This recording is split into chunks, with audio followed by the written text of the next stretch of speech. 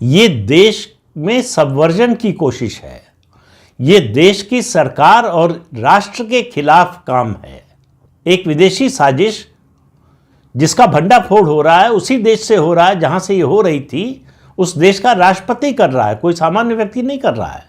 Biden प्रशासन के विदेश विभाग के एक अधिकारी माइक बेंच ने तो सार्वजनिक रूप से बयान देकर कहा कि भारत और बांग्लादेश में चुनाव को प्रभावित करने की यूएस एड की जो कोशिश थी, जो प्रयास था, उसके प्रमाण हैं उनके पास। और ट्रंप ने कहा है कि हम ये सब तथ्य जो है वो भारत सरकार को बताएंगे। और भारत सरकार के विदेश मंत्रालय के प्रवक्ता ने कहा है कि ये बड़ी चौंकाने वाली बात है, बड़ी चिंता की बात है। और भारत की एजेंसियां और अलग अलग विभाग इसकी जांच कर रहे हैं।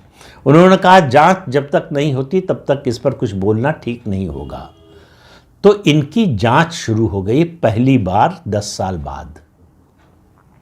ये जो भारत को तोड़ने वाले हैं, ये जो टुकड़े टुकड़े गैंग का समर्थन करने वाले हैं, ये जो लोग कश्मीर को आज़ाद दिखाना चाहते हैं, सोनिया गांधी और कांग्रेस की ओर से आज तक जवाब नहीं आया कि जिस संस्था में वाइस चेयरमैन थी, को चेयरपर्सन थी सोनिया गांधी, वो कह रही थी कि कश्मीर को स्वतंत्र होना चाहिए।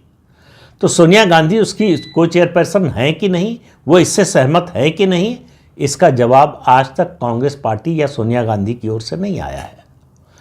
तो देश के विरोधियों और यहाँ तक कहूँगा देश के गद्दारों के बुरे दिन अब शुरू होने जा रहे हैं। समय लगता है। वो कहते हैं भगवान के यहाँ देर है अंधेर नहीं है।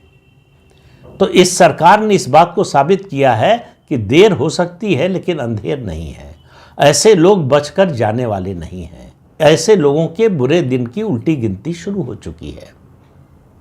ये लोग लगातार पूरे 10 साल से प्रयास कर रहे हैं, 1-2 साल की बात नहीं है, कि कैसे इस सरकार का तख्ता पलट किया जाए, कैसे इस सरकार को बदनाम किया जाए।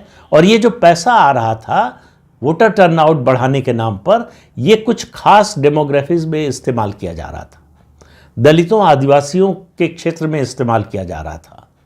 तो ये जो एजेंडा है विदेशी ताकतों का और कांग्रेस पार्टी का और उसके सहयोगी दलों का कि हिंदुओं को जातियों में बांटो, तो एक खास एजेंडा अंतर्राष्ट्रीय स्तर से चल रहा है कि दलितों को हिंदुओं से अलग करो।